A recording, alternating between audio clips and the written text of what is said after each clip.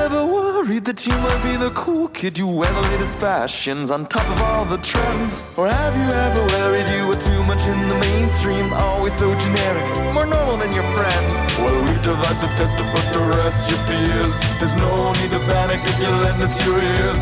Tonight you can't sleep easy after all that you've heard. Cause if you like the show, then you're probably a nerd. Oh, Canon, it's Canon, it's all.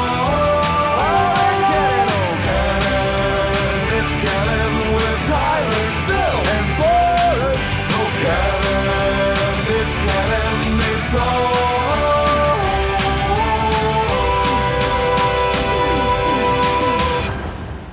in Canon.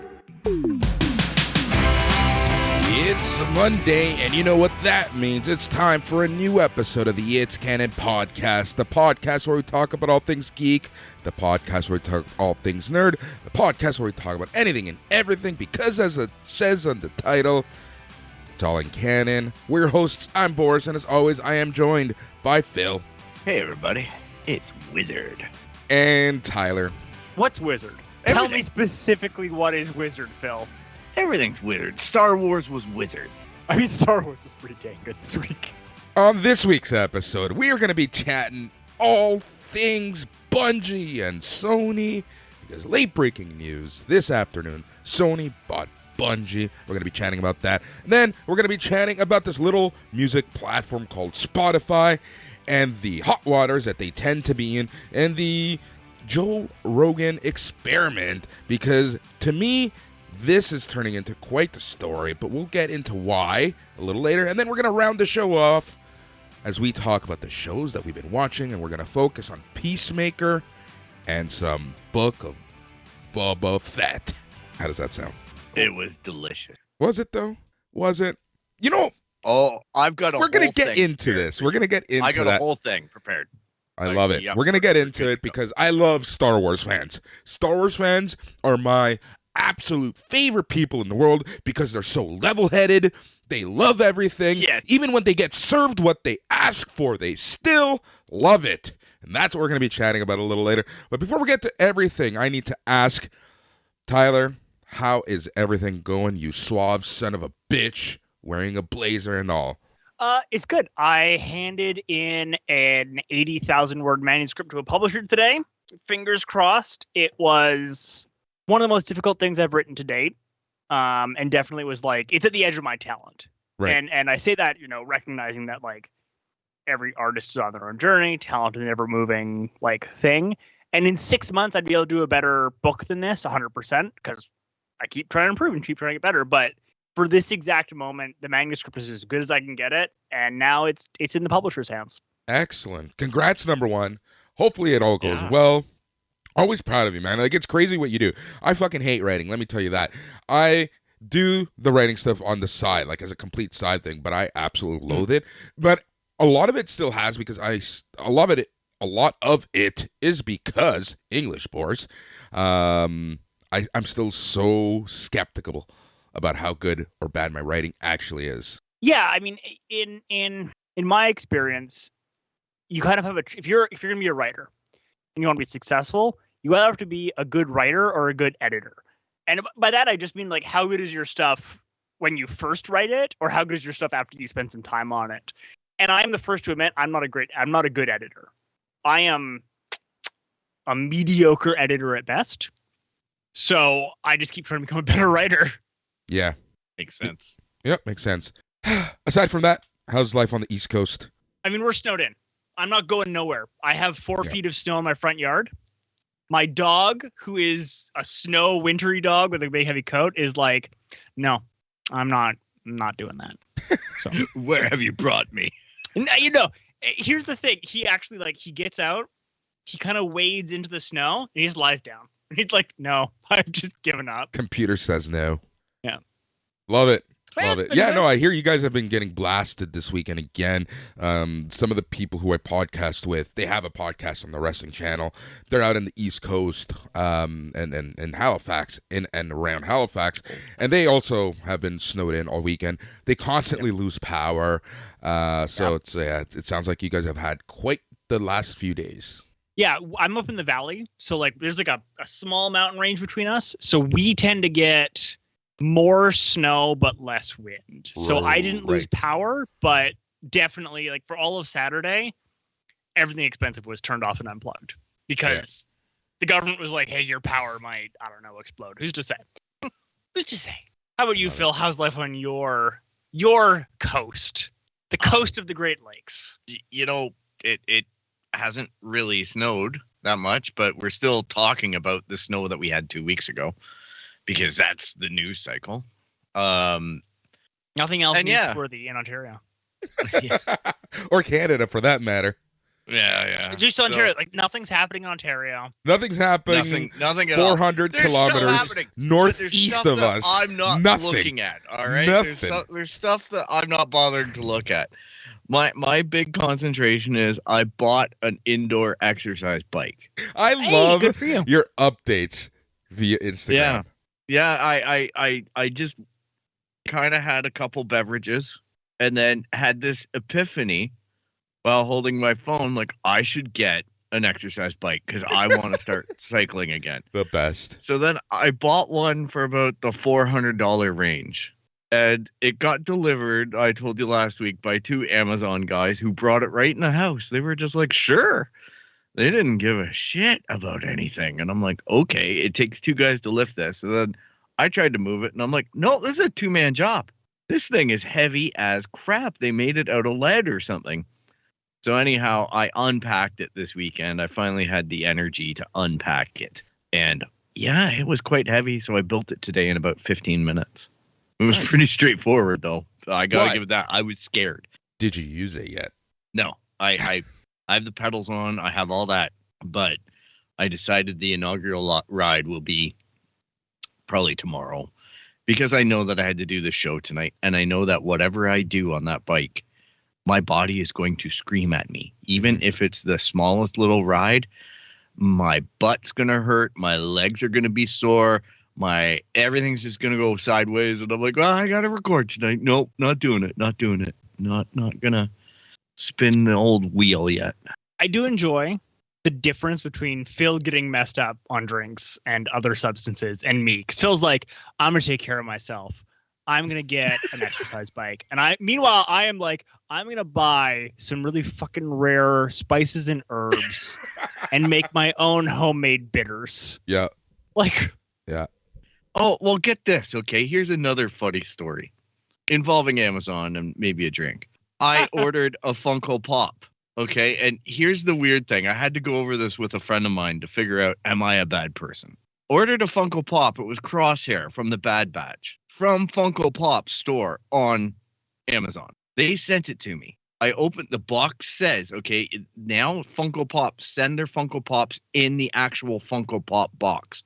So it's the regular retail box in a brown cardboard Funko Pop shipping box in an Amazon box. So it's like a retail protector, so you don't get damaged boxes. well, no, because the retail box it'd be the retail for high end ones, right? I guess it Because- doesn't happen all in all of them. Yeah, having worked in retail, normally they're boxes of 6. Okay. Yeah. Well, here it looks like this. Oh, because It's got- that's perfect for podcasting. Yeah. Oh I yeah, know, so right? it's the retail single box. Yeah, Yeah. the retail single box. Okay. So anyhow, what happens is I get this thing. It says Star Wars. It says Crosshair. I open it up. It's Spider-Man from No Way Home. And I'm like, okay, this is weird. I've never had this problem with Amazon before. So I look up Spider-Man No Way Home Funko Pop, and it's selling for $30 some odd.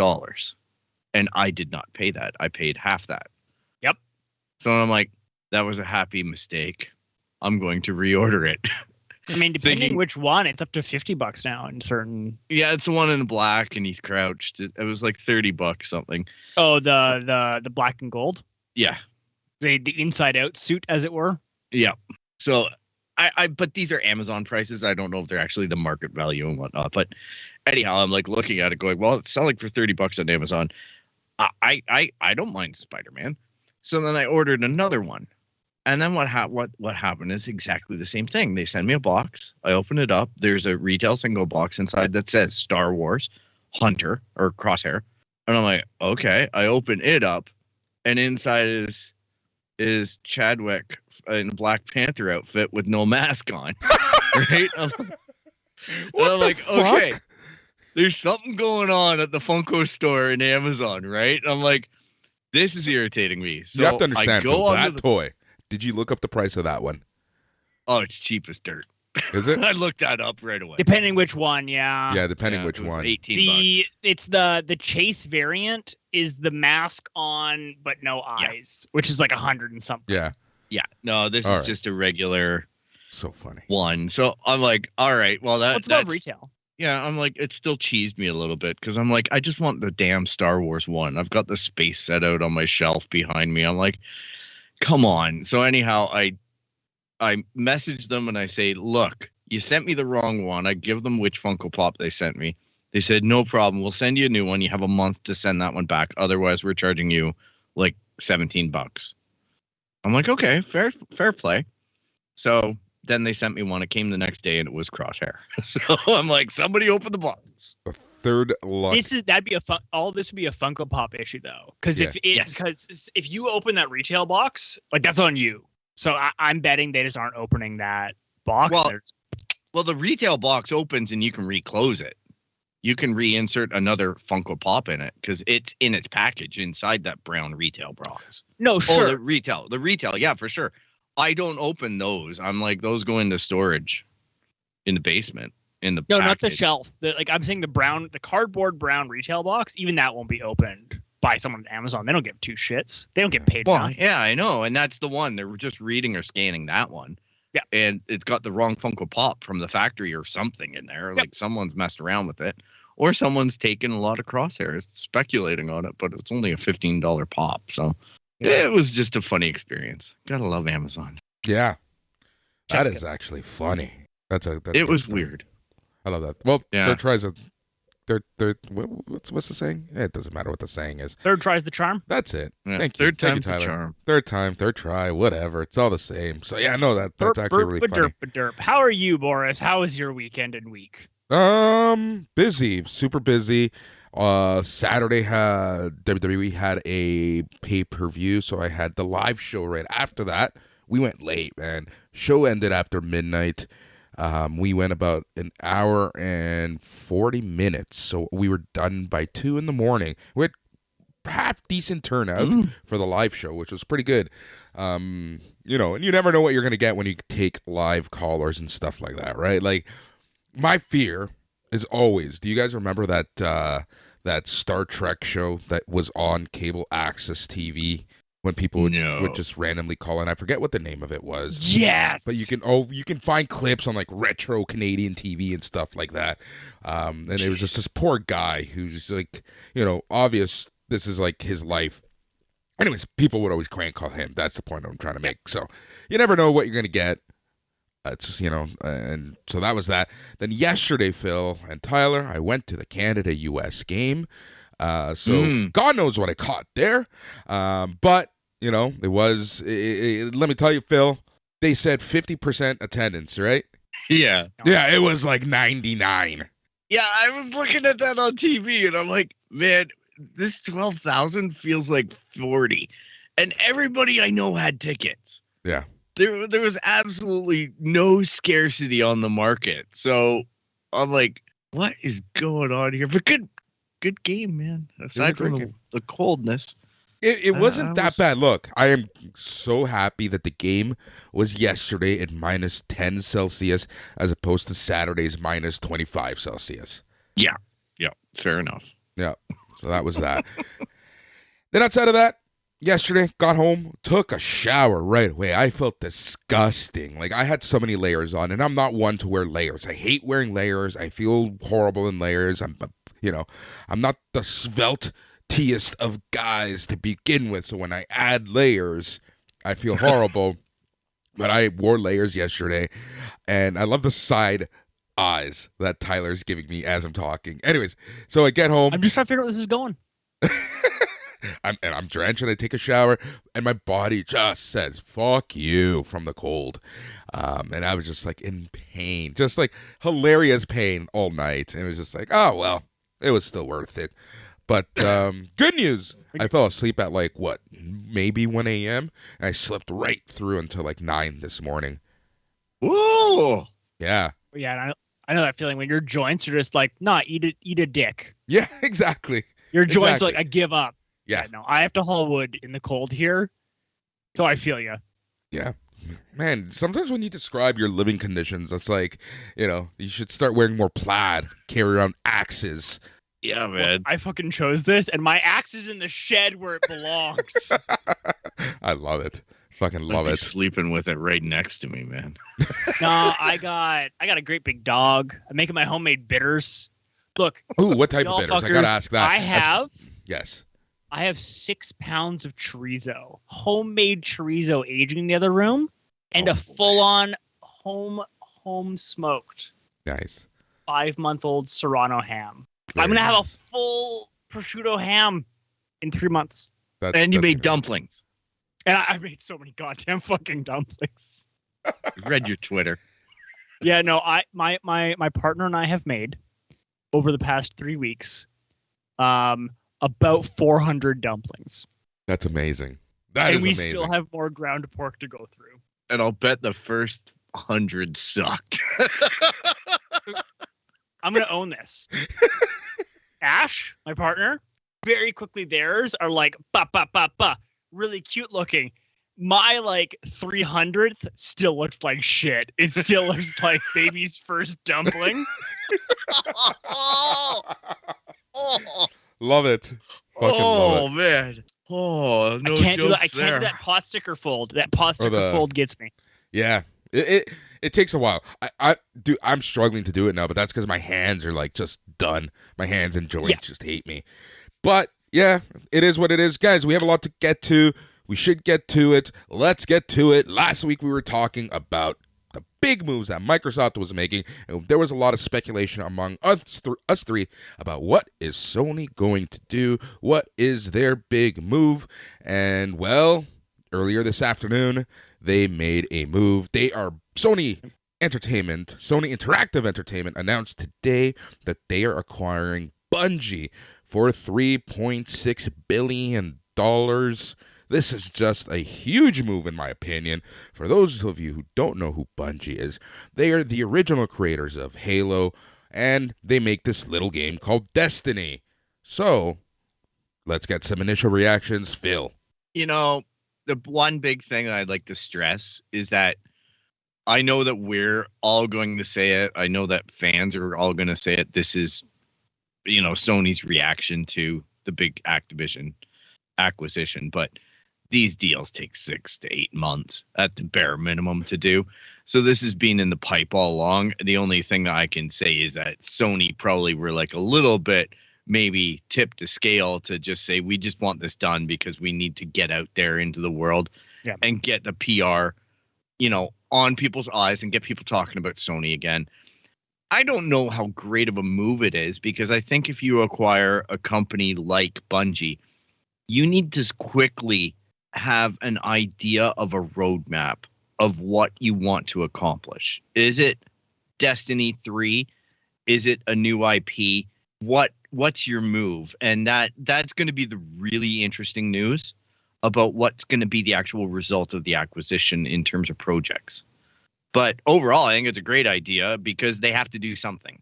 Like they've been losing that war since ZeniMax, as far as what gamers think is going on, even though we're really good at forgetting that they have, Guerrilla Studios and Sucker Punch and all these different places that are making AAA games that never used to really.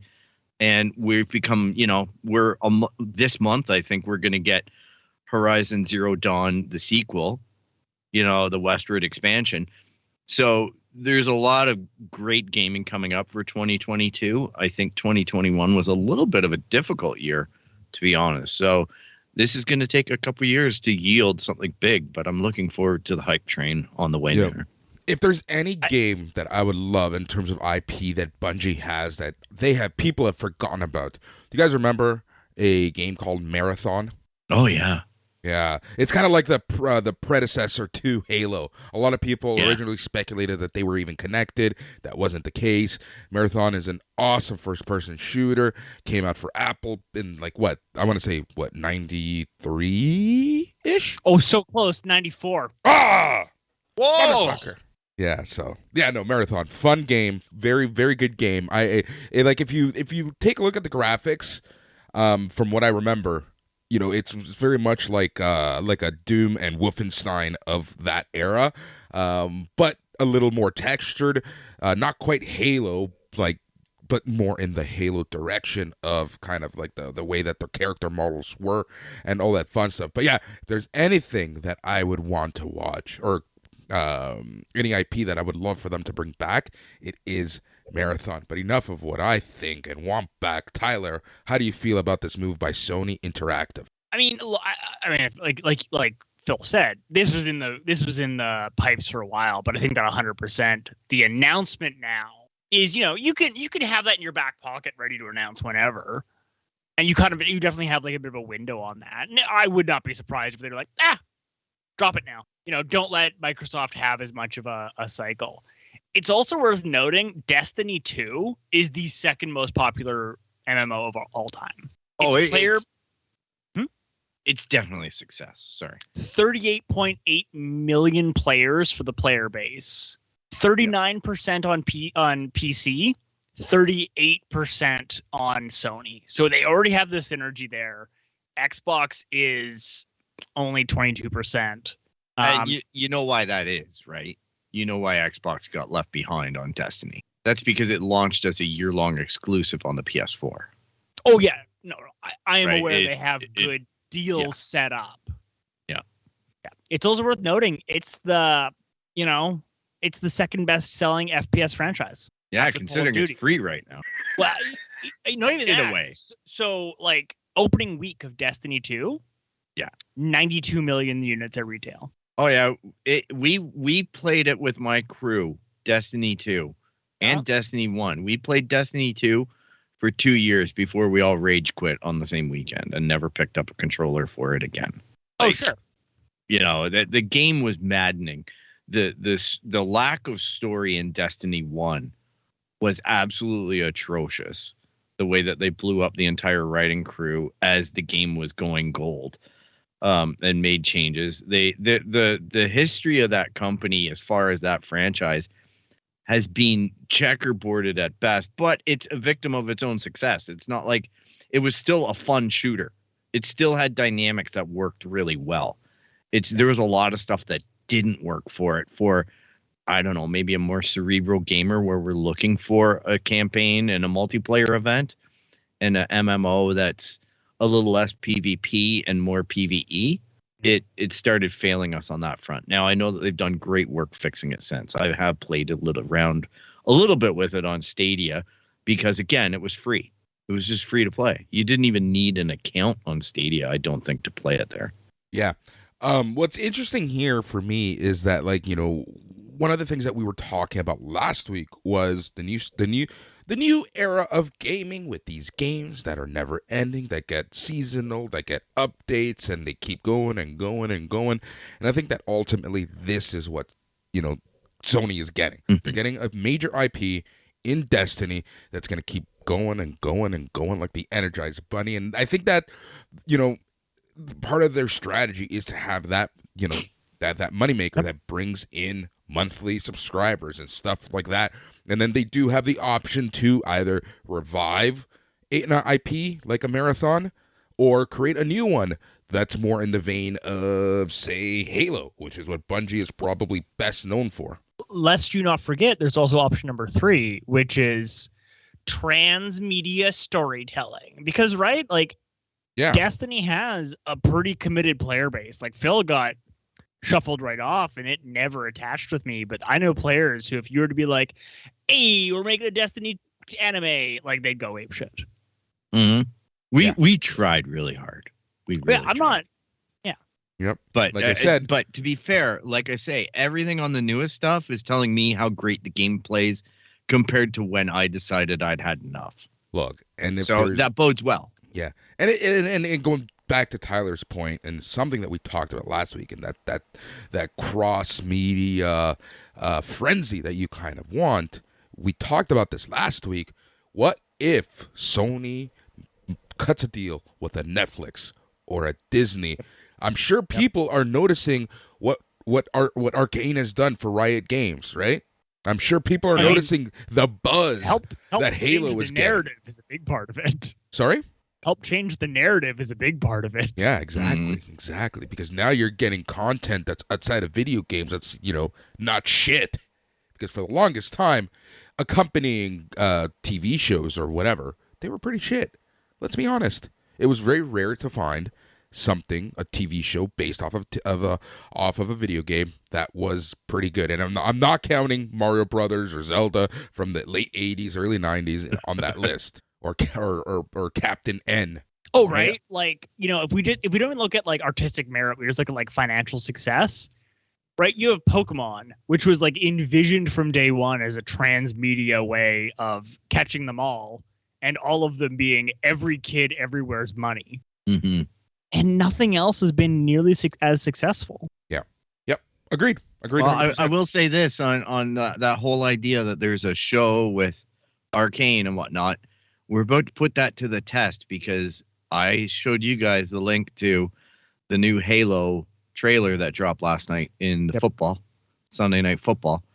And the full 2 minutes is out. And I'm just saying, it looks pretty darn interesting. Like, I actually got chills watching it going, oh, I like Halo again. Like, I could watch 8 episodes or 10 episodes of this if this is the production value and whatnot, and all these little changes and storytelling and how the world will embrace it. And yeah, it's an interesting little chewy proposition there. And when I go back to TV shows or cartoons based off video games, if anyone emails me, number one, I'm not going to read it. Number two, I do not count Red versus Blue on that list. Oh, fair. Red versus Blue is a whole separate machine. It's a machinima, though, right? Yeah. Like, Yes. it was never intended to be... Exactly. Yeah. Exactly. Machinima has always been a separate beast, which is not to, like... No, I'm not saying it's any worse. I'm just saying that, like, when you have the full support, when it's in canon, because that's the name of our show, to the video games, right? Like the way that Arcane is with League of Legends and Riot Games and all that universe that they're really trying to create. Yeah. So, yeah.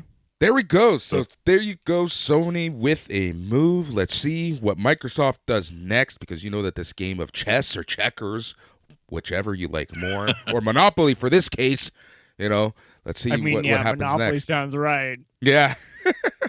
But at checker speed. Don't With think the about it. Just intensity of chess. Yeah, just do it. All right. So let us talk Spotify, Joe Rogan, and the likes. Man, this story, honestly, if this story was huge last week, over the past few months, we've been calling Joe Rogan out, like, on this show for month after month after month. I'd say for the past year and a half, like, since we relaunched this show between the three of us, for the past almost 2 years, we've been talking about how Joe Rogan has deteriorated. I will give him credit. We're talking years ago. His show was great for getting alternate views of stuff, different views, having an actual conversation. Did I agree with a lot of what he said back then even? No. But it was out there. I'd say over the past few years, for some reason, 2016 really rings a bell. Who's to say what that could have been? Yep, exactly. I don't know what happened in 2016 in a country south of Canada that raised people from certain groups, north of Mexico, South Canada, that raised certain groups' profile and made them feel like they can spew bullshit and not get away with it. Anywho. Well, and get away with it. Yeah, and get away with it. With it. Sorry, thank you for that clarification. But, like, let's honestly, so Joe Rogan, we've been talking about it for many months. He's been spewing what some people fuck it. I'm not just going to say he's been spewing bullshit and misinformation about COVID for months, years, dare I say. And, it's gotten to the point where, as this pandemic reaches levels of like where it's just not going to go away anytime soon, when you have someone as popular as Joe Rogan spewing this stuff and getting people to help him spew this stuff, it's going to tip some people a certain direction, right? So last week, essentially, things came down to a boil because Neil Young said no mas. Neil Young put Spotify on the counter or on the platform and said, it's him or me. Spotify chose Joe Rogan. Neil Young then removed his library from Spotify. And in a very similar move, we had Joni Mitchell remove her library from Spotify. And then people from certain groups were saying this isn't going to do anything. Well, Spotify lost almost $4 billion in market value after Neil Young called out the company for allowing Joe Rogan to use its service to spread misinformation about the COVID vaccine. And that's how it goes down. The story, unfortunately, I'm gonna jump in to make sure Boris doesn't take egg in the face, because you can tell that we did most of our notes before noon today, because when we were talking last night and the day before, Spotify was down like 25% over the past few months. How much are they up? Not bad news, boys. Up 4% today. I knew that was going to happen.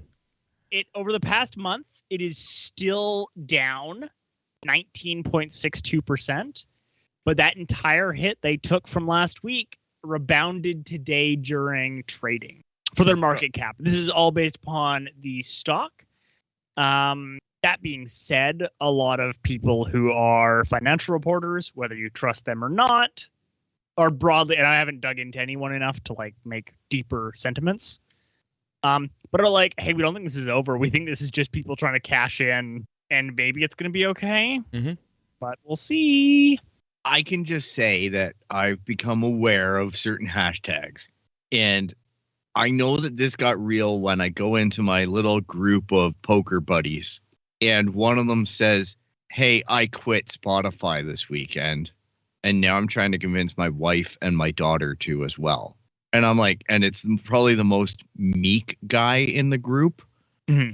And I'm like, what? And then next thing you know, I'm like, well, this is trending. Like, this is something people are posting all their, we're going to miss you screens and goodbye. And if you want to reactivate your account within 2 weeks, you have to use a different email address and all of these conditions upon the quit. Right. I'm like, wow. So hashtag bye-bye Spotify. Mm-hmm. And the likes, delete Spotify, whatever. There's a whole litany of them out there where people are taking, their favorite artist's lead and questioning why they're being a part of the podcast of the service, and even podcasts pulling their episodes off of Spotify. Yeah. I mean, before I go into like my own personal like analysis and stuff, I do want to reiterate that if you look at over the past year, so it's 365 days as of January 31st, 2022.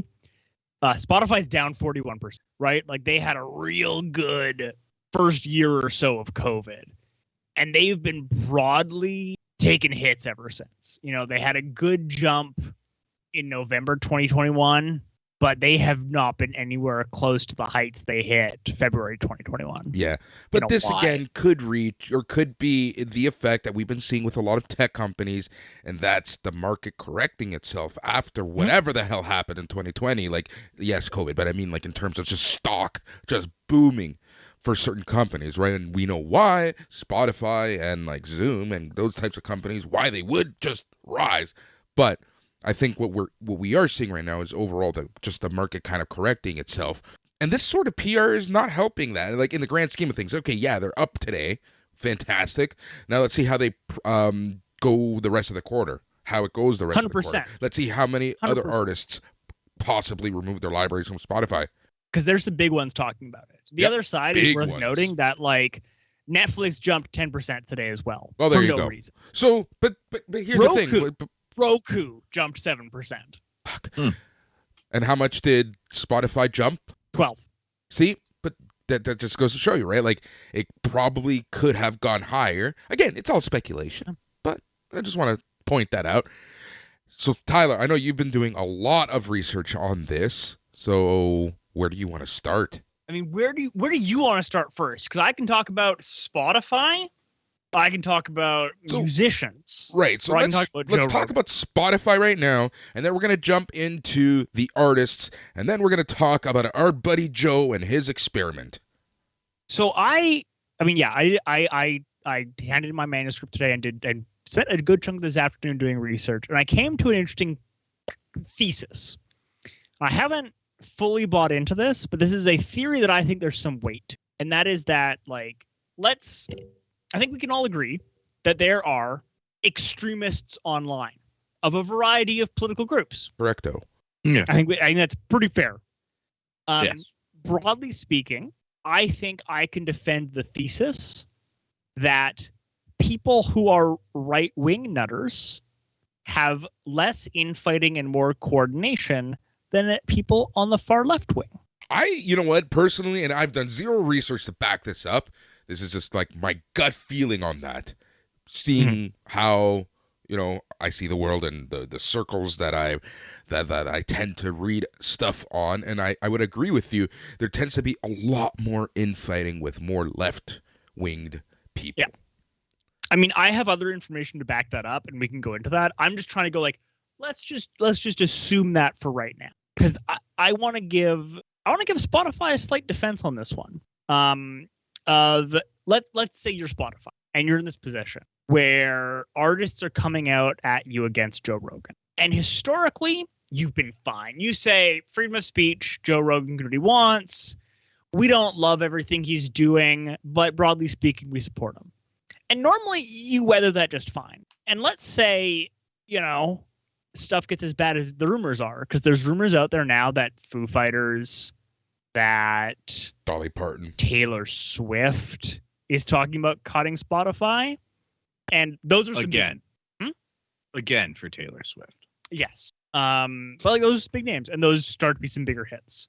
If you're Spotify, you're in a rough position because shitty people on the internet are going to be shitty either way, and you now have to do your over under. And if we look at the last 30 years, broadly speaking, you get more and scarier death threats from people on the right than people on the left. Mm-hmm. And in part, that's because if you look at the cultural background of a lot of these people on the right, cut their teeth in events like Gamergate, and some of them, especially the ones who are extremists, have been more prepped towards threats of violence. Yes, agree. So yeah, I accept the premise for sure. Yeah, so if you're Spotify, you're in this shitty position now. Because if you cut Joe Rogan or you do anything too tough on him, the right wing gets mad at you and flips the fuck out. Yes. And even if that doesn't hit your bottom line directly, like even if like the extremist right wingers are such a small group that it does not directly affect your bottom line. As in, like, let's say there's this extreme right wing that is insane, and any criticisms of Joe Rogan, and they go like, "Oh, I'm cutting Spotify." And I'm not saying all right wingers, but there's a group. And let's say it's a small group. Their efforts there, though they do not directly affect your bottom line, they're also the same group that's going to do a ton of death threats. Yes. And it's not just to the CEO of Spotify.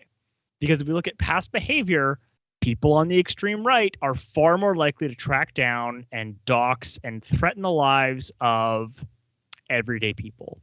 And we're seeing it with poll watchers in the States. We're seeing it with people who are not part of any political party in the States that are getting death threats and harassed people outside their houses. And it's insane. So if you're Spotify, you're in this position of like, all right, we literally get death threats to our houses and possibly to our family members if we criticize Joe Rogan.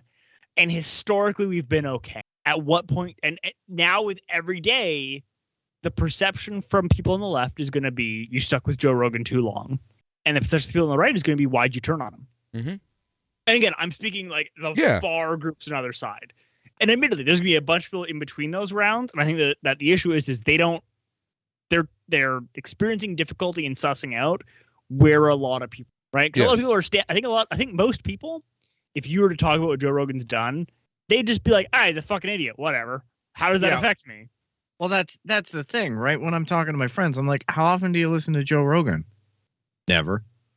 Okay, so how does that, like, unless you're telling me that you listen to Neil Young 24 hours a day on Spotify, how is it interfering with your enjoyment of Spotify? Like, is it still not easy to get to? But at the same time, I understand how offensive it is to people when they sit there and they say, compounding the fact that, for example, for an artist to make $1 on a song on Spotify, it needs to be played 350 times. Mm-hmm. And Joe Rogan got $100 million from Spotify to be exclusively on their platform. I think that is motivating people to finally, maybe something's been simmering in the background for a while, and now they have a reason to be angry, right? Like, they're just like, oh, Joe Rogan, he's hurting people. He's doing this, he's doing that. And they paid for him, and they pay more for him than they pay artists. And I only want to listen to music and blah, blah, blah, blah, blah. Like, I mean, if I were to be insanely cynical, like, yeah, I would buy that. If it's like, look, this is a good negotiating position for them to come into. I think the other side to remember is that, like, Neil Young sold a bunch of his licensing rights for his music. So he doesn't, like, for every dollar Neil Young's music makes off Spotify, Neil Young, I think, makes 50 cents. So Neil Young also has his own streaming service. Sure.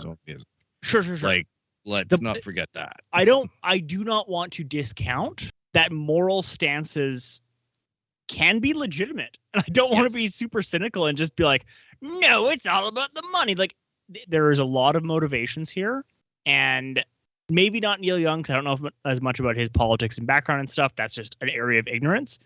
But Tony Mitchell, for me, has regularly been a person who's chosen morality over finances time and time again. Well, Dave Grohl. Yep. So Foo Fighters. Pearl Jam's going to be in there because they're best friends with Neil Young. One of my first concerts was Neil Young headlining with Pearl Jam opening at CNE.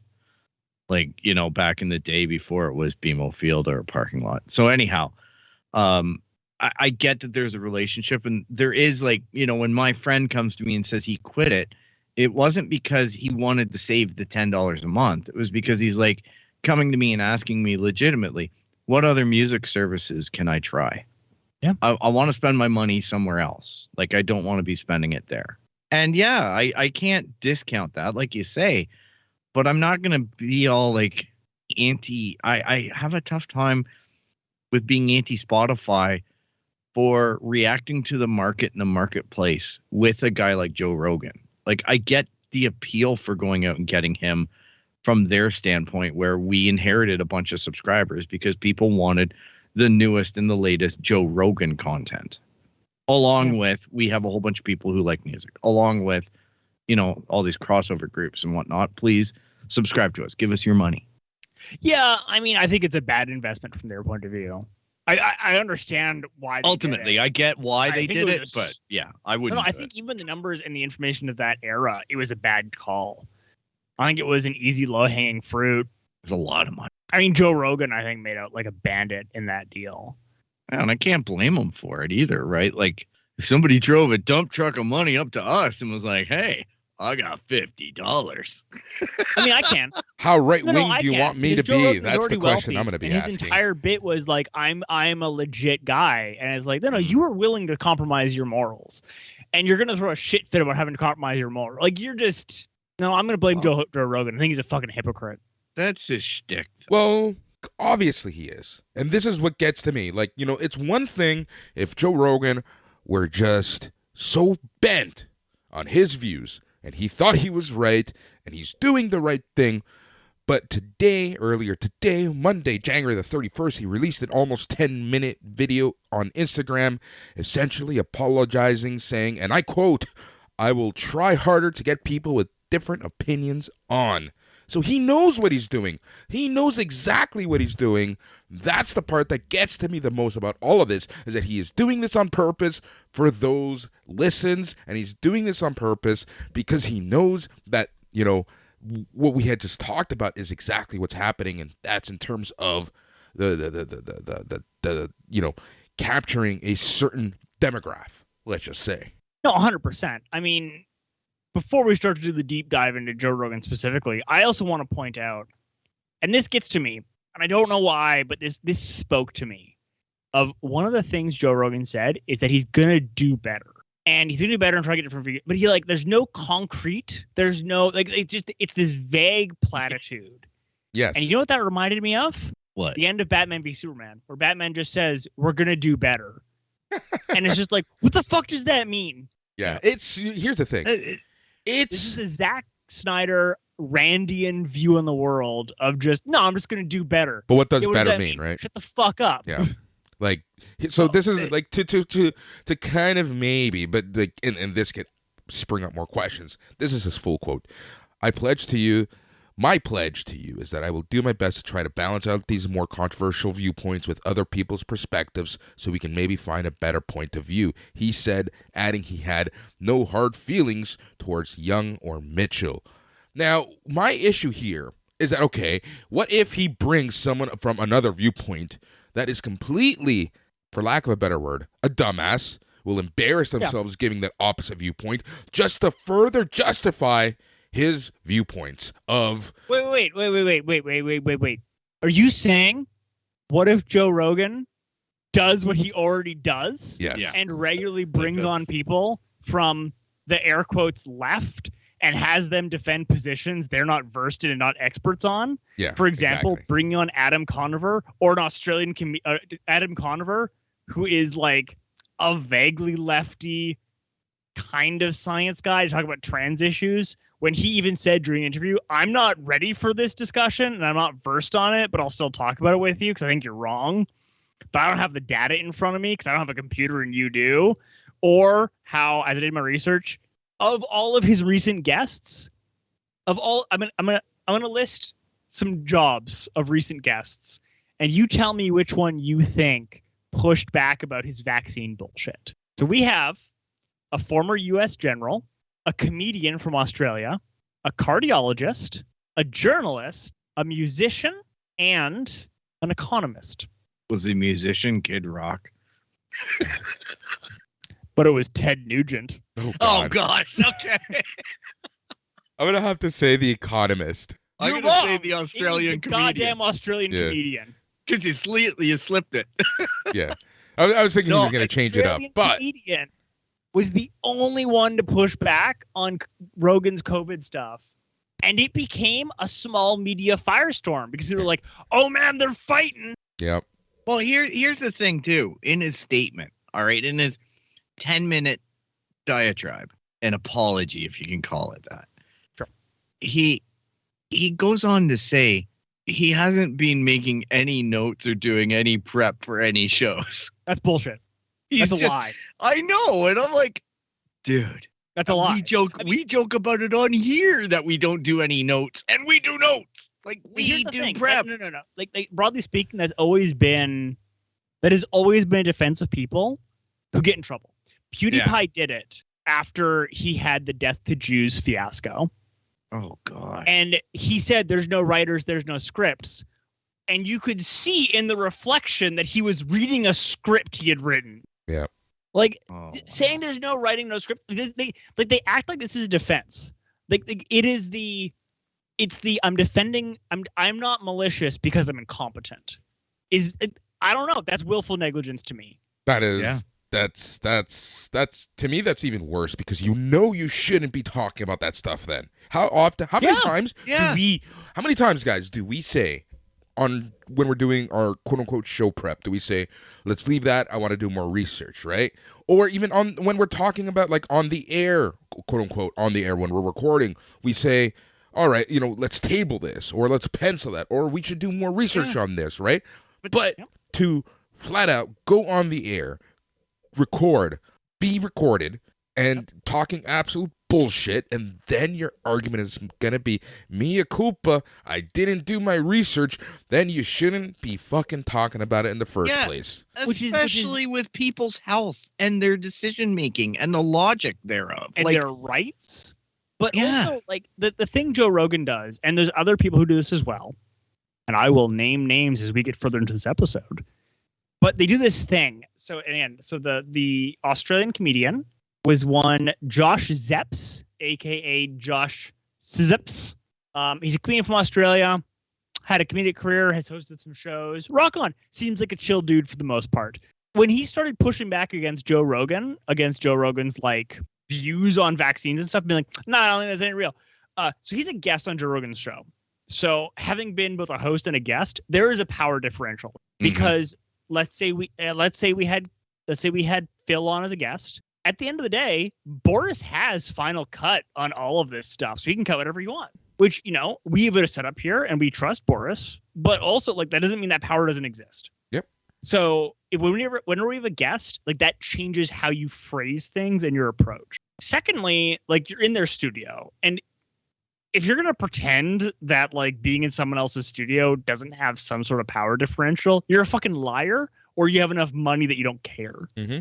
Because if you've been in a job interview, you know what it feels like to have that power differential. Mm-hmm. And finally, when you push back on Joe Rogan, he's got a producer that's talking to him in his ear, and he's Googling shit, and you've got nothing. Yep. You don't have your phone. You don't have your computer. You're trying to do stuff off of memory, fighting against a producer and a dude with Google. And researchers. And he'll half cite shit off Google like he did against Josh Zepps, being like, well, this study says this. And you're like, well, I don't fucking know what the fuck you're talking about now. Mm-hmm. And you can't say that you're not doing your research then, because you're literally doing shitty research on the fly. Yep. Yeah. But that's the thing, right? Like, and that's the other thing that we should talk about, kind of. And that's the fact that, they're literally, not only are they doing research on the fly, not only are they willfully making people with opposing viewpoints look like idiots. This is only going to get worse, in my opinion, because now it's going to be highlighted. The next episode is going to be, look at this opposing viewpoint. Yeah. Well, it's what he's always done. And I have a list of his recent guests and their backgrounds and stuff that we're going to go into.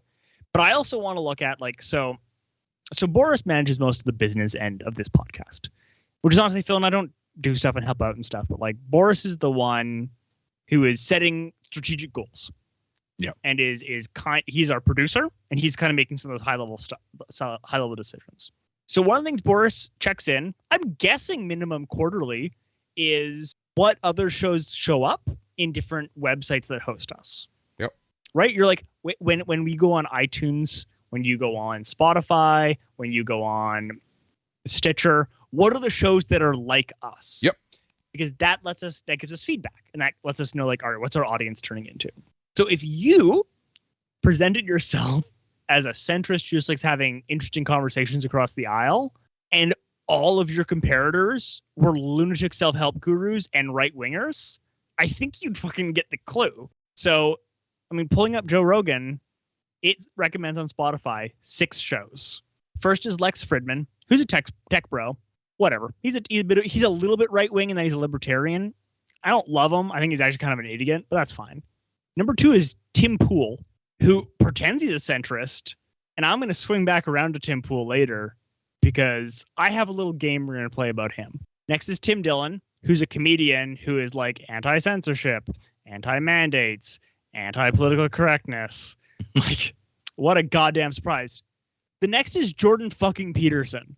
Yep. And then it's a self-help guru. And then it's Sam Harris, who's also a right-wing nut job. Like, there's no left-wing nut jobs there, so you're obviously not presenting both sides of the aisle. Yep.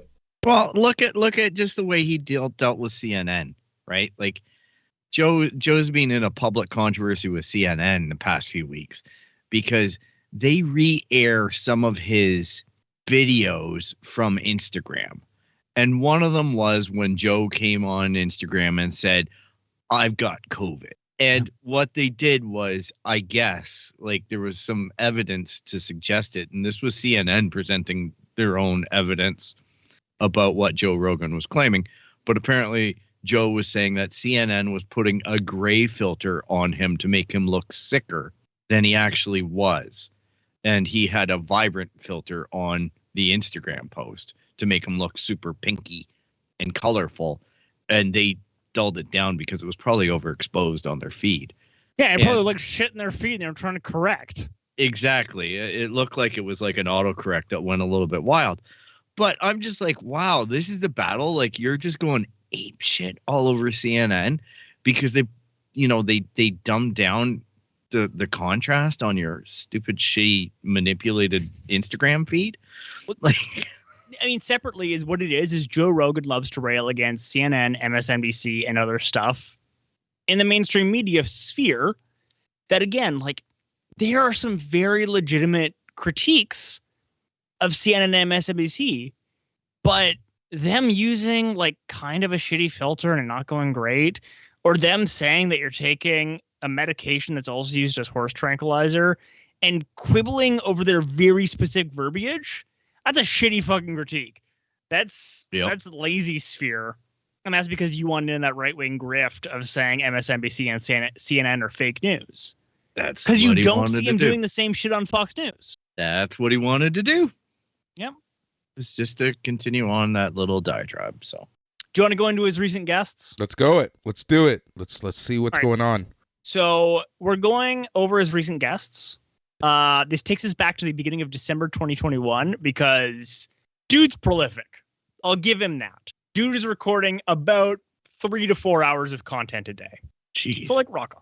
Good for him. He's good at that. And I went back in time through his guests, and I eliminated anyone who I knew offhand was a comedian or an athlete or an MMA person, because fine, I'm not gonna shit on Joe for talking to those people, and I don't think that's fair to be like, Joe's talking to an MMA person. I'm not gonna hold that to the same standard of when he talks to political people. And this was mainly in response to critique of him being like, I am just trying to reach across the aisle and present different viewpoints. Right? So I cut those people out at the beginning. And that left me with going back to... this takes me back to about early November 2021, actually. Okay. And 17 people. I also included Ted Nugent because it's kind of fucking funny that he spoke to Ted Nugent. Like... No, I'm real balanced. I'm going to talk to Ted Nugent. Yeah. We're going to talk about guns and the COVIDs. So, the most recent person that I didn't recognize is Valentine Thomas. Oh, okay. And holy fuck, did I feel like I won the goddamn lottery with this person. So, Valentine Thomas is a former lawyer turned health enthusiast, chef, and spear fisherwoman. Who most of her Instagram is her in a bikini hunting fish with a spear and whatever. Which, that's fine. Like, you do you. Rock on, queen. Or king. Or whatever you want to be. And prox. My issue is that, as I've talked about before, I too am a former law professional. And I too worked in fisheries. And this woman does not know... Well, sorry. This woman's either an idiot or a liar. Because she speaks a big game about issues like fish fraud. Real fucking issue, where it's like a bunch of the fish you buy at the store or at a restaurant is not the fish it says it is. Do you have a thing that says it's white tuna? That's not tuna at all. That's a different fish entirely. That's fisheries fraud. It's a tilapia. No, white tuna is a different thing. But you're right. Tilapia is a lot of it, which is a type of catfish in turn. However, if you're actually in the fisheries space and you actually care about fisheries management, you wouldn't be hunting tuna. You would know that tuna is like one of the most fucking endangered species. Yep. And already is a huge fucking problem. And all of her positions and policy recommendations I can find are just kind of like the individuals should just vaguely do better, right? It's like you should just be more aware about fisheries fraud. And my response to that is always like, so how much do you need to know about everything, right? Like, do you need to know about hackers and fisheries fraud and know how to negotiate a mortgage contract? Yeah. Right. I approve of her Instagram. That's as far as I'm gonna go. She's made some choices. And I find this like pettily funny. She does not have that much of a social media presence for like how big some of the reporting on her has been. I just find that interesting. That's neither here nor there. Like, I don't have a huge social media presence. I find it very funny. She's gotten some major coverage, and rock on, do your thing. But she has like 2,400 Twitter followers, and that's just a little bit odd. Yeah, well, There's two good reasons why that she has gets attention of the media. I'm not gonna comment Her on that one. I'm Instagram the and her next Twitter. person. I don't know what you guys are talking about. It's No, yeah, like look, I'm not joking. gonna. Here's the fucking thing: it's like, joking. rock on. Can we Keep please your move on? followers and shit, but don't pretend you're a fisheries advocate when you're like not helping the cause. Yeah. Well, she's Also, like, you can't just say like spear fishing is not a viable solution to world hunger. it is too. Right? Man, Like, it's just like more people should like it ignores that fisheries in a lot of countries with not a lot of money, fisheries and fishing acts as an ad hoc social safety net. Right? Like if you don't have EI and you're in, I don't know, Somalia and you can't pay rent and for your food this month, having a friend with a boat means you can go fishing and you can eat and pay rent. And saying everyone should spearfish like that solves the problem is insane. Next most recent guest is Jordan fucking Peterson. Yes. That I don't even know where to start with. Jordan Peterson makes me want to create new limitations on freedom of the press, because the man is a habitual liar. Like the man's entire career is predicated on lies from the beginning. Like his entire claim to fame is lying about what a law says, and people would be like, "It doesn't say that," and he'd be like, "But it does," and he'd be louder and sound more like Kermit, and that was okay. Mm-hmm. And fuck it, let's do a Jordan Peterson deep dive later, because otherwise I'm going to be here for an hour. Yeah, my little notes on Jordan Peterson are, I can do a rant on this. I don't need to research. I've never really paid any attention to him. I'm so jealous. Next up, Dr. Robert Epstein. Dr. Robert Epstein is anti-Facebook and anti-Google because he thinks that they censor. He thinks that they overly censor certain points of view. You know, especially right-wing ones. When people, I knew you were going to say that. That's why I jumped in right away. Because there are private third-party studies that flat out state that right-wing voices are less censored than anyone else. Yep. And internal reports from Facebook that they didn't want the rest of the world to know about.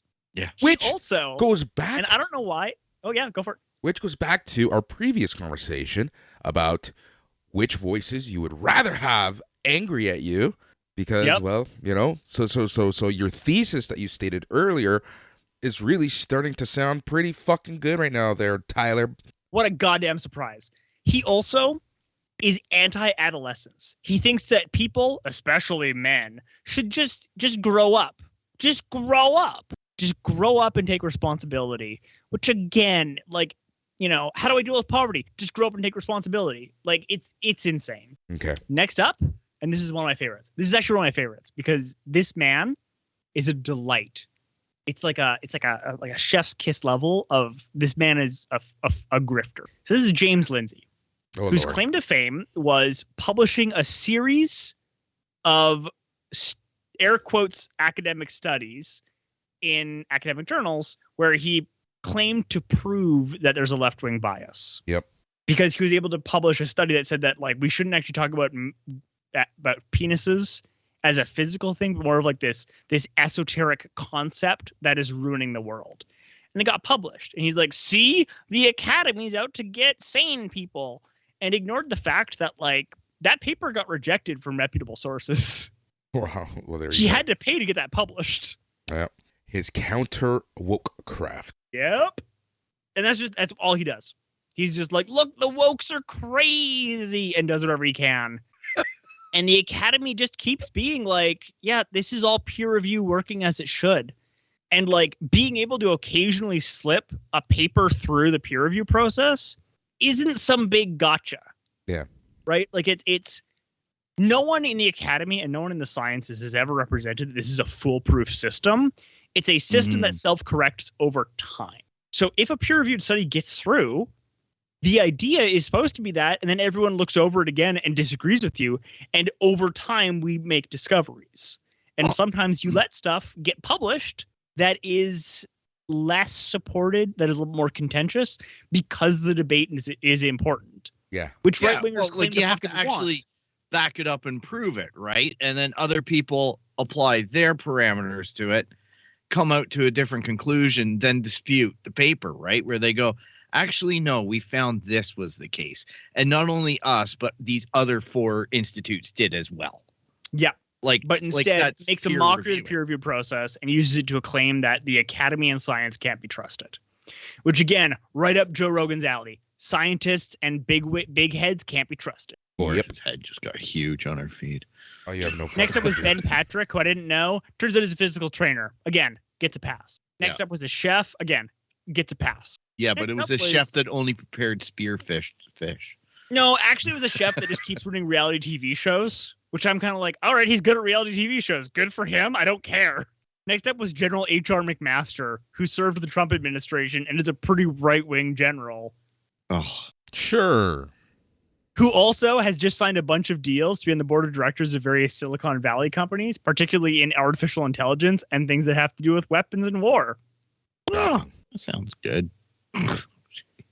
Next up was Josh Zepps. Talked about him already. Australian comedian. Got in a fight with Joe Rogan about COVID vaccines. Next up is Oliver Stone, who is the first person who I was like, oh, this person is not obviously right-wing. Yeah. Oliver Stone is a Scientologist, Hollywood producer who's behind a bunch of major movies, is a JFK aficionado, has had a good few dozen sexual assault allegations against him. Also says that Hitler was worse towards the Russians than the Jews. Yep. Also says Russia has a right to invade Ukraine. Well, he basically said that in his movie Salvador. So he's also, and again, he's kind of left-wing. Kind of? In that he says he's left-wing. I don't know a goddamn policy position of his that I've seen that's actually left-wing. You know, it's funny because like back before the internet, Oliver Stone would have been considered a conspiracy nut job. Like I remember Art Bell used to have him on his show all the time. Remember when the guests of Art Bell were insane? Now they're the sane ones. Well, number one, Art Bell's dead, but George Norrie and that show. Now they do Joe Rogan instead. Yeah. I get it. I get it. I'm whatever. You know what? There was a point at which I would have done a search on YouTube or something like that, maybe for a name or an idea, and the Joe Rogan Experience would pop up. Sure. And I'd click on it. And maybe it was an isolated clip for like 3 minutes of the 3.5 hours or whatever it was. Sure. Or maybe it was a longer episode with a guest that I really wanted to hear what they had to say and hear where the conversation went. I would occasionally listen to it. I'd be somewhat entertained. So then I'm not a regular listener, though. I wasn't listening to the weekly, the daily, the churn, right? And then I remember thinking at a certain point, like, this guy's a wee bit off. Like, it's not just the fear factor guy here. Like, he's definitely got a lean about him. And I'm like, okay, whatever. I kept on getting it all confused with Sasquatch, right? Because that's the kind of stuff that he was like big about. I got to go out in the woods and look for a Sasquatch for 3 days, and I'm going to give you evidence that Sasquatch exists, and he'd produce nothing. And I'm like, okay, so this is the same as everybody else. Like, this is Joe playing in the woods going, Sasquatch pooped here. Mm-hmm. And there's no poop. So that's my experience with the guy. Just really disappointed. Interesting.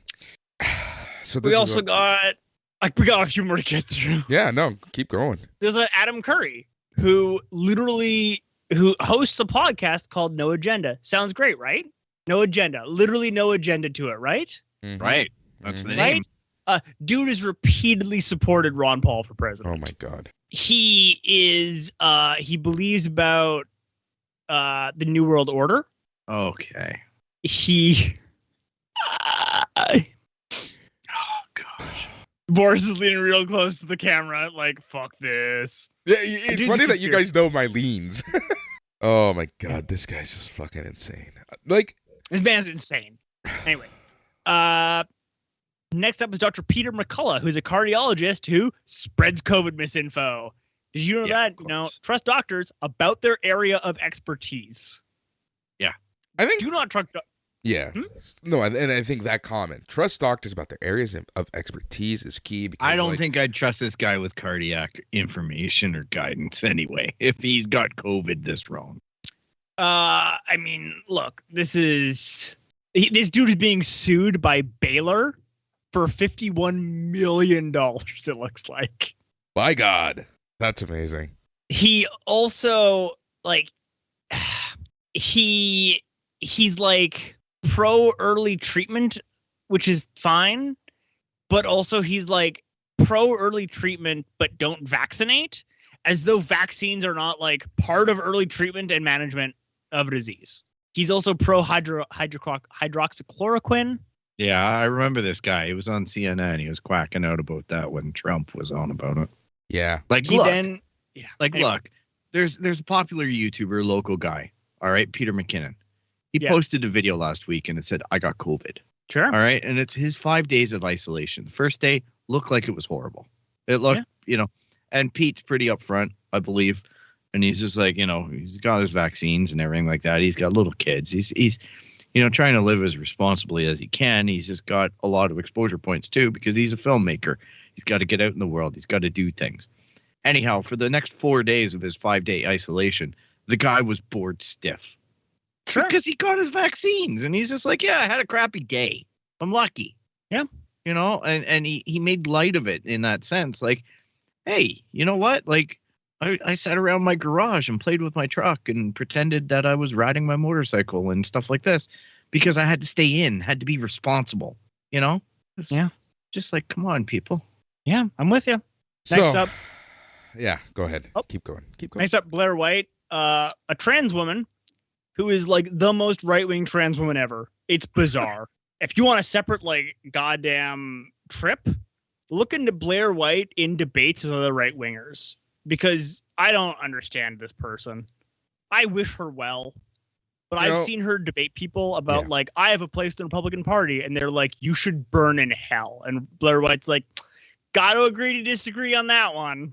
I love when people of certain viewpoints, right wing, always get that one wackadoodle person, like a Candace Owens, like those types of people, to just literally campaign and profess, look, we're right, because this one minority speaks for the entire minority race, the minority anything. So hence, therefore, we are right. My favorite bit about Candace Owens, too, is like, for a woman who keeps alleging that racism doesn't exist, she sued her university for systemic racism. I know. Matt Taibbi, this is the closest one that I'm willing to give Joe Rogan. If Matt Taibbi is a bit of a nutter, and I'm kind of willing to give Joe Rogan this one because Matt Taibbi's got some kind of right-wing conspiracy theorist bents. But the dude just wants to be Hunter S. Thompson again. And I was willing to give Joe Rogan a pass on this one of just like, I don't think this counts either way. Yeah. He super thinks that Trump didn't make that call to Ukraine though. He's willing to put a lot of his rep on it. Next up, Ted Nugent. After that, Tim Pool. This is the one we were going to go back to. So I'm going to list 2 descriptions of who Tim Pool could be. And y'all are going to tell me which one you think is Tim Pool. All right. Let's get to this. Option number 1. Tim Pool is a reporter who got his start working on issues like Occupy Wall Street before becoming quickly disillusioned with the left, in scare quotes, and going on to create a documentary alleging that minorities are taking over Sweden, and generally continue to portray himself as a centrist while moving ever and further right. Or Tim Pool runs a compound in the middle of nowhere from which he broadcasts a series of different, what he calls news operations, where he repeatedly waxes philosophical and political about the incoming American Civil War Take 2, and how it is the left who will be the inciting factor. Boris, think it's person number 1 or person number 2? Man, I wanted to be person number 2 so badly, but I'm pretty sure it's person number 1 because I'm pretty sure I've heard of this guy. So, Phil? I'm in the same boat as Boris. I wanted number 2 really badly, but I'll go with number 1. I played a goddamn trick on you. He's both. Oh! Because I remember his Occupy Wall Street coverage way back when, right? I remember that stuff well, actually. But yeah. But dude lives in a compound now where they had a major COVID outbreak because there's no COVID protocols there. Right.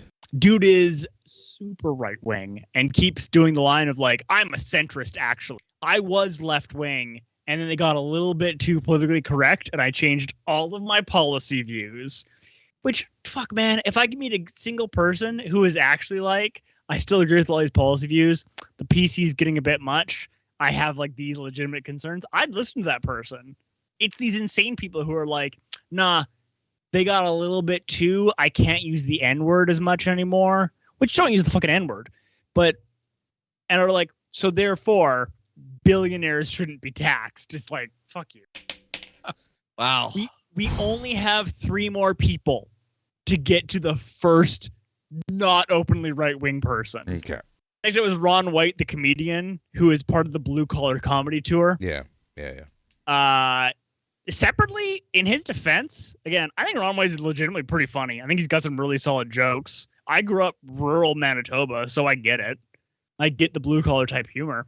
And the dude's actually pretty non-political with a lot of his shit. He does not like taking a side. Right. But he's a comedian. And I saw Ron White in this list, and I was like, that can't be the comedian. That has to be someone else. And nope, it's Ron White, the comedian. The comedians tend to try to portray themselves as non-political. They used to. It's better for the audience. Exactly. Do we want to go into that? No. Let's move on. We have 2 more. Okay, 2 more. Next up, Ben Shapiro. Fuck me. Oh, just getting both sides. You know, I love this episode of the Canon Podcast is honestly sounding more and more like an episode of something NPR. Like, I mean, here's the thing. I'm going to shit on this left-wing person next so much. All right. Go ahead.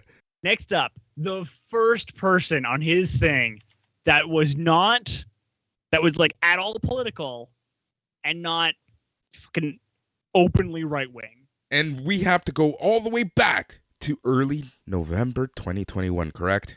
Yeah, about there. Okay. Steven Pinker. Oh, my Lord. The cognitive psychologist, psycholinguist, and pop science author. He's also a public intellectual who is like Joe Rogan's fucking like, that is cocaine for Joe Rogan, is the public intellectual, as in the person who has kind of a degree and just wants to wax philosophical about all sorts of shit. And yeah, dude is like, he's kind of left wing. He does a lot on like how we make decisions. He helped try to get Epstein prosecuted in 2007. But the guy's good friends with Alan Dershowitz, who's a lunatic. Yeah. He's also good friends with Noam Chomsky, kind of, and has worked with a lot of Noam Chomsky's work. And he just kind of wants us to be generally good. And he's like legitimately critical of stuff like colonialism, but also, I don't know. Well, dude is really shitty at drowning out people who are not white dudes. Yeah, that's what I'm noticing from this list. What are you saying? Hold on. Number 1, the only woman that was funny. And the reason why I say that is just because of still on her Instagram page, and so there was only 1 woman on this entire list. Let's start. 2. Blair White. Oh yeah, you're right. Sorry. There were other women, but they were almost all MMA or like personal trainer people. Right. But that goes again. No, 100%. Again, that makes it even worse. I'm that makes supporting it. I know. by giving context. I know. I know you are, but it's just angering me even more. Lord, guys, this is just ridiculous. I didn't think it was this bad. I honestly, like, this is how little I pay attention to him. Is I didn't think it was this bad at all. Oh yeah, Pretty terrible. like scrolling through the list, it's like, oh great, white. Oh, Tony Woods. White. Oh, Brian Simpson. White. Yeah, well, he broadcast out of Texas. God, So know a lot of progressive people. going back to our original point, this is what scares me the most now. You know, when he brings in opposing viewpoints, what is that gonna actually effing mean? Like, to me, you know, we've said it. It's just going to be a person who's ill prepared. You know, Joe Rogan And he has the bonus of the producers. yeah, producers and Googlers. researchers literally in his ear. Yep, in the studio. This is Like, they sit at the same desk as him, and they Google crap and put it up on the projector. Yep. Like, Yeah. that's Yep. what they do. Aye. It's right. Like we have to go back to get anyone who is at all like COVID might be real, and let's talk about that. Mhm. You got to go to October 2021 with Dr. Sanjay Gupta, who is the Yes. chief medical correspondent for CNN. CNN. Yeah. And literally the day before, we had Alex Berenson, who wrote Pandemia, how coronavirus hysteria took over our government rights and lives. Like, that's not a fucking balanced portrayal. Yeah, and from what I hear, the Sanjay Gupta interview was a complete trash fire. Like, Sure. it was a complete trash fire. Because he basically broached a whole bunch of topics Sanjay told him that he's uncomfortable talking about. What a goddamn surprise. Yeah, we're going to do it anyway, Sanjay, because you're here. No, And- yeah, I mean, this sounds like a really common tactic that Rogan does if he actually buddy with you. Regardless. And he's like, we're just friends here. We're just hanging out. But he's just nicer to right-wing people. And especially, he's just nicer to white dudes. Especially rich ones. Come on. Hey, Well, Elon, that's separately. have a joint. Yes. But I think specifically, like, with how much he tries to fillet Elon Musk. Yeah. Like, I don't know if you guys saw the social media thing of Elon Musk, Jordan Peterson, and Joe Rogan standing in front of, like, the new Tesla truck. Yeah. And it's like, all right. Yeah, I saw that. The whole thing just makes me. Star Wars had a show this week. Yeah. Jeez. You know, we'll talk about this offline. I'm looking at something on my screen right now that's making my blood just boil so fucking much. Oh my God. Joe Rogan, this guy. It's just ridiculous. Like, at the end of the day, you know, going back to your thesis earlier, Tyler, and, I think that not only by listing off his recent guests, they're placating towards a certain demographic, a certain, like-minded people with today's bullshit, quote unquote, apology. It was just the biggest PR stunt humanly possible, and nothing is going to change. Obviously, if you honestly think that he's going to change one fucking bit, I have a plot of land to sell you on the moon. Like, this is ridiculous. But what gets me the most at the end of the day is that Spotify has literally just said, whatever, it is what it is. Well, they did put warnings on it. Yeah, Yes. there's a COVID warning. Well, okay, so I want to know more about this. We're on Spotify. I get updates about stuff that they're doing to the algorithm. I haven't heard anything about this. They haven't sent anything about this to us. Sure. You know, Interesting. What are they adding? An audio thing before an episode? A warning on the episode description? What are they adding? I thought it was some kind of description or redirect to actually be able to get factual, But accredited news from Now, the government. But what gets to me the most about all of this is back to what I was saying, and this is the issue the thing that gets to me the most about Joe Rogan, is that by doing that, by adding that, they are essentially admitting we are spreading misinformation, just like Fox News. Take this as entertainment, right? Yep. Yeah. Like, It's WWE for the political mind. fuck's sake. Fuck's sake. I regret choosing this topic today. Oh man. Yeah. I'm surprised you guys wanted to go into it. All right, Tyler. Oh my God. How do you want to wrap this up? What do you got for us? I think the way to wrap this up is to also look at the other side of this, which is that Joe Rogan can really easily say like, I get people from all sorts of sides and stuff. But there's an ecosystem that Joe Rogan is a part of, and his blindness to the contrary, whether willful or whatever, is a testament to the larger problem, right? Like the dude has Alex Jones on, who like the dude believes in violence against people who disagree with them. Yep.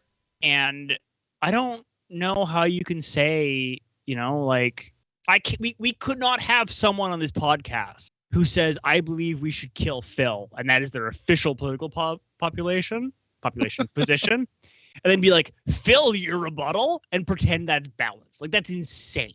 Yeah.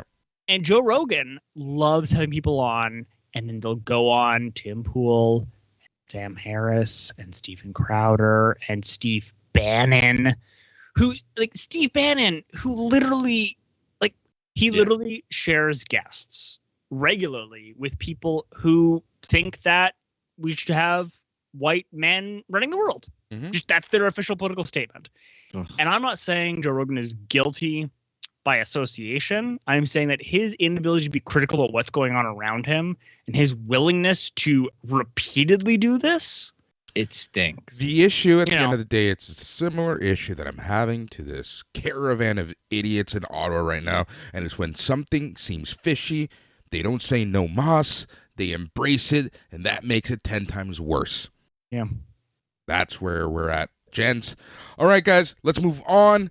We're going to be talking a little bit Peacemaker, and then we're going to be finishing the episode off with Phil and his viewpoints on the latest episode of the Book of Boba Fett, because what an episode that was. So let's start with some Peacemaker. I think we're getting into the meat and potatoes of this series. We've seen some swerves. We've seen the group getting back together. Everyone's starting to love each other. There was some laugh out loud moments in this episode, particularly when Peacemaker goes apeshit with a shotgun. I just laughed so fucking hard that entire scene. And obviously when they're riding together in the truck both times. Yeah. But this episode was so well done. But the one criticism I do have of this show, and I feel like it's almost nitpicking, is that I feel like the main plot of the possible quote-unquote invasion, the Secret Wars, the DC Secret Wars, seems to be going very slow, and it's complete secondary to Peacemaker and his antics. And maybe that's the entire point of this show. Right? But I just find that there's no real plot going on. I don't hate that because I have a difficult time at the end of each week going, what did I just watch? Yeah. But I have to quantify it with how much fun was it to watch? Exactly. A ton. Yeah. Like, you know what I mean? Like I don't know where the hour went. I can't sit there and go, the bar ticked this much on the scale of I don't even care what's going on in that universe, really. Yeah. I just care about the absurdity of John Cena, his relationships with these people, his relationships to the music, and the amount of action that's going on screen. Like, it's fun. It's just fun. It's not meant to sit there and go, oh, you need to figure out this moral dilemma and you need to figure out this characterization and all this. It's just like, no, he's got a pet eagle. It hugs him. But at the end of the day, though, this show also has, it's actually very deep at the same time because, the episode really kicks off with Peacemaker kind of still feeling lonely as shit. He feels like he's alone in the world, in kind of connection with last week's episode when his dad essentially said, fuck you, I hate you. So this show is deep on certain levels, and I think that we're going to continue pulling on those threads. We're still going to continue pulling on the threads of this team coming together and unifying, but I love the fact that, okay, everyone is happy, everyone's unified, and then the big swerve happens at the end of this episode, and we don't know exactly what happens with that one team member who finds out, stuff. Yeah, and the interesting part is, I think this is part of Tyler's kind of narrative about the Disney shows, where I think DC are, to your point, kind of playing into the we're going to do stuff that's based off the movie, but we're not going to do anything that affects the movie because we want audiences to go see the movie. So there's a whole bunch of wheel spinning going on the TV front. Of and course. They're just like, we're going to give you more fun. Of course. That's the whole fucking point of this. Yeah, it for sure might be that. I also do want to give them the benefit of the doubt of like, it could just straight up be, the plot's always gonna be secondary. It's more of almost like The Office. The murder is just what they do, but this is really about the relationship of these people. Yeah. Well, look at the intro. Come on. Like we all love it. We all sit there and watch it. We don't skip over it. We don't Ever. And it's really hard when that's the tone setter for the show. Like it puts you in a mood when you watch that of, I don't know what I'm going to see, but I know it's going to be fun. Yep. Oh, for right. Sure. It's not going to sit there and go, we're going to challenge the moral codes of this sci-fi universe. 3 episodes left. I know. That's the part that gets to me. Is like, where are we in this story? What's going on? I look at the calendar. I'm like, 3 episodes left. Oh fuck! This show better get renewed. I mean, it could go either way. I'm with you, Boris. Like, a potential area of concern. It just depends how they land. But it's like I said, it's more nitpicking, and I'm taking a look at this. Like, if I was writing a proper review of this show, that would be like my one con of this show. If you're looking for a deep explanation of an expansion of the DC extended universe, you ain't getting it. But that's not a bad thing, because what's our number one issue with MCU and the Disney Plus MCU shows is that they are possibly making the MCU a lot more complicated than they really should be. Do these shows have any actual footing in the MCU? We don't know. But this show kind of counters that. It goes against that trend where it's like, okay, this takes place in some DC universe. We don't know what the fuck DC universe this is going to be, because we don't know what the DC universe is going to look like after The Flash. So let's just have some fun with it, right? And that's really what I enjoy about this show. 3 more episodes. Really looking forward to it. Honestly, this show I'm enjoying more than Star Wars, because it's just like, it's 40 minutes where I just have fun and I escape and I laugh and I rewind back to the intro at least twice. Uh-huh. Bill, take it over. Okay, Book of Boba Fett. I gotta say, this week we have the return of the Mandalorian. Now, already on the internet, the big outrage is, how can the best episode of the Book of Boba Fett be an entire episode of the Mandalorian, and doesn't even have Boba Fett in it? That's been the crux of what most people. Now, I am happy to see that a couple journalists or, supposed a couple critics wrote articles to that tone. But by and large, from my feed and my reading, almost everybody similarly enjoyed the episode as I did. It was a huge cannon mine, all right, because we had a whole bunch of stuff answered from the ending of The Mandalorian Season 2 about the transfer of the Darksaber. We had a lot of stuff that we theorized about as geeks and nerds. And I do understand that when you start to theorize about stuff, you're setting expectations. And that's a difficult thing to live into. That's also a very scary thing, because this feeds into anger, and anger leads to, you can keep going with that. Yeah. And that's one of the traps. But all right, I'm gonna say this. I have watched Star Wars Explained. I really enjoy that channel. He brought up a good point, and I was feeling very similarly about it. He's like, you have to look at this episode like it's a interlude in a book. Yeah. He's like, Star Wars books have done this before. But he's like, you also have to realize that there's a parallel going on between the Mando story and Boba Fett's story. And that is one of the big themes in both stories at this point in the character's life, is change. So you have Boba Fett in this series being introduced to being a bounty hunter, to being a dead bounty hunter, in the Sarlacc pit, to being reborn, to being part of the Sand People, the Tusken Raiders community, to understanding loyalty and relationships in his life for the first time, and realizing that he had an absence of them in his life as a bounty hunter, to wanting to become a dynamo and run his enterprise with that loyalty and whatnot in the Foundation and become a better person as a result, not be working for Scugholes like he tells, BK. Yeah. And then you look at Din Djarin, and you look at the struggle that he has. He goes back to his old family, the Covert, and they reject him because he's taken his helmet off. And then he goes and he basically is leaning into being a bounty hunter, but the sword itself is fighting him because it knows that this is not who he needs to be. All right. It's fighting what it is that he's allowing himself to become. All right. And it knows you're a better guy than this, or there's other theories, and those all stand to be reasonable.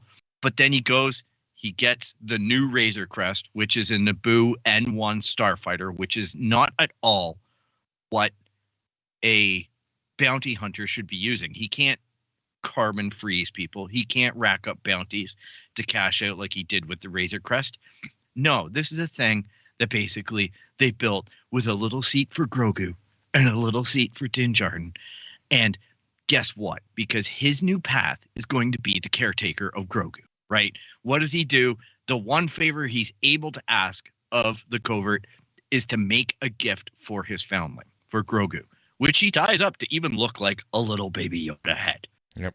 So What if he can do that and be the Mandalore? and that's possible too. Like, there's a lot of debate in the Star Wars universe about who the Mandalore is going to be. Right. Like, is it going to be Boba Fett? Is it going to be Din Djarin? I think obviously it's going to be Din. Yeah. I think that's why he's called the Mandalorian.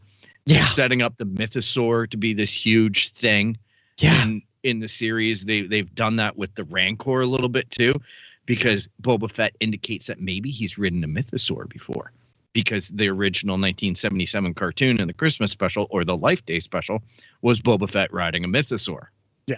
So it's a fun little thing that's happening, and I think Star Wars fans have to calm down and wait until the series runs course, because every week we fly into this, what the heck was going on this week? And then the next week we find out that there's a big, reasonable explanation for it. What? They're competent at their job? Who would have thought? Crazy Yeah. concept. Now, Phil, let me take your idea, because I wanted to, and I'm so glad that you brought this up, because I want to bring out the parallels. You talked about the parallels of The Mandalorian and Book of Boba Fett.